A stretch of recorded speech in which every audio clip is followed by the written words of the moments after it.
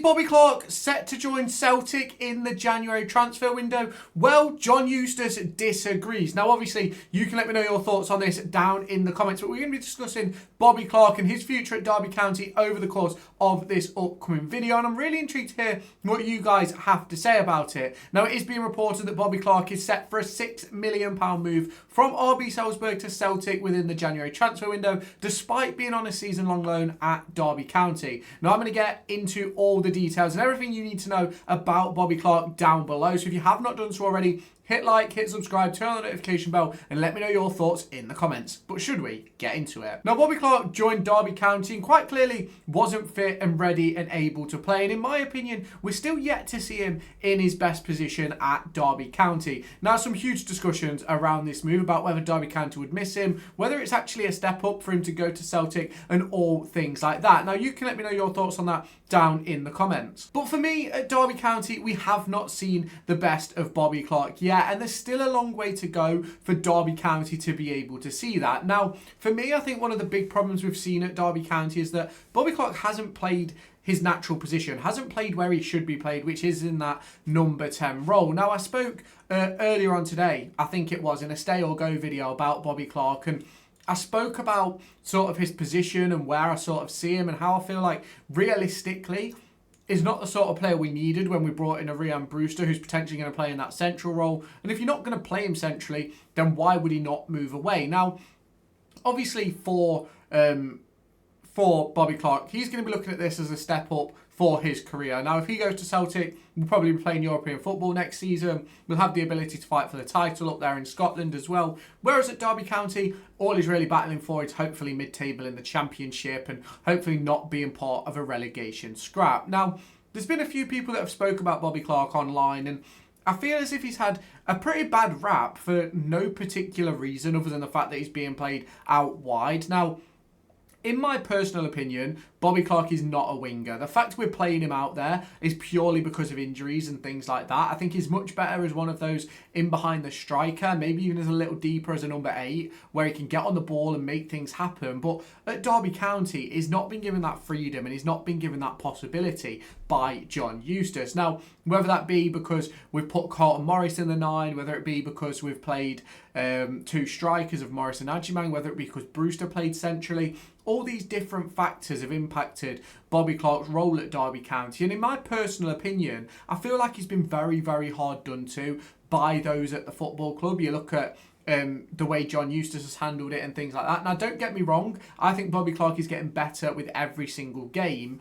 But do I think that Derby County would miss him? Right now, my answer would be no, I'm not going to lie. But ultimately, if he does make this move, Derby County have got to replace him as quickly as possible. And they need to find out right now if this is legitimately happening, because that means they need to be looking for someone who can play on the left, can play on the right, can play through the middle, because there's so many different roles that can be played by Bobby Clark. And ultimately, losing a player with that versatility ultimately then needs to be replaced by a player with that versatility as well. Now, obviously, I don't think Bobby Clark has had the best start at Derby. Don't get me wrong. Scored a really nice goal up against Burnley, playing as one of those 2 central 10s behind Carlton Morris in the cup game. I think he played really well up against Ipswich in a similar position. And then you sort of look at him playing in those wide positions, and I just don't think it's his game. Now, for me, I'd play him centrally, as I've spoke about already in this video. He's got to be one of those number 10s. He's got to be a number 10 or a number 8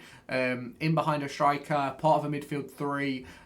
That's where I think he would personally thrive, in my opinion. Now, if he is to make this £6 million move to Celtic, I personally actually believe it to be a little bit of a step down. Now, he's gone to Red Bull Salzburg, didn't really work out. He's come to Derby on loan, played a few games, got the opportunity to potentially go to Celtic. And in my opinion, I think the Scottish Premier League is probably in between League One and the Championship, if I'm completely honest.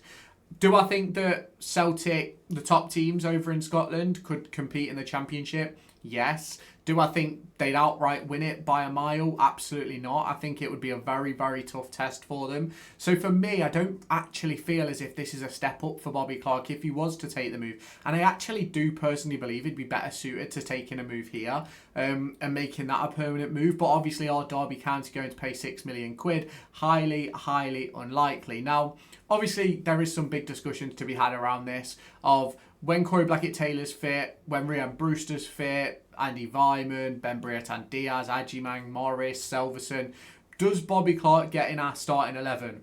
Now, in my personal opinion, I think Derby County's best team is Zetterstrom in goal, Johnston on the right, Langas and Clark as your two centre-backs, with Owen Beck as your left-back. I think your midfield three should be Ozo, Travis and Clark. I think on the right, Brewster, on the left, Corey Blackett-Taylor, and as your number 9, I'm going with Carlton Morris. So for me, I think Bobby Clark starts for Derby every day of the week. But for me, he has to start playing centrally if we want to get the best out of him. If he is to move on in January, we've got to make sure we maximise having him at the club. And I just don't think Derby County are doing that. And I don't think we've done that so far. Now, could that be a reason why this is a discussion and why Bobby Clark may potentially be having discussions with his agent about a move to Celtic? I absolutely do believe so. I think when you look at Bobby Clark and the type of player he is and the impact that he's had throughout Liverpool's academy, then obviously moving on to Salzburg and coming into Derby County, I think it's one of those where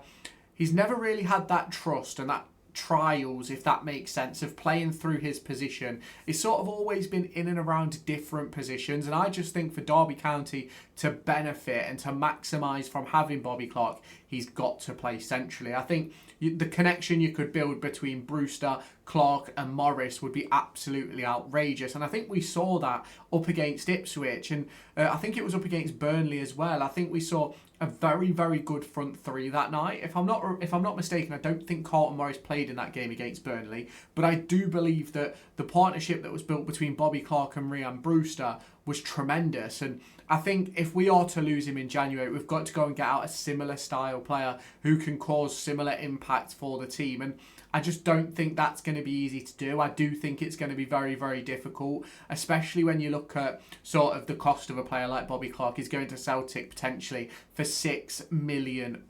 Now, let's close out this video by discussing if I think this is actually going to happen. Now, to be completely honest, yes, it probably is going to happen. It probably is something that is in the works. However, as Derby County fans, if we look back to the January transfer window, we know how hard it is to get a player out of a club who is already on loan. You look at Oscar Frullo. Derby County had a deal in the works for around £3.5 million. But the club that he was on loan at wouldn't return him back to Borussia Mönchengladbach, so Borussia Mönchengladbach weren't able to sanction the transfer. They just weren't able to do it. And that meant that Derby County missed out on Oscar Frullo. Now, is that a similar position that we're in here with Bobby Clark? Yes and no. So, in a sense of yes, he's on loan at our club. It agreed a deal for a season-long loan. That is just the situation.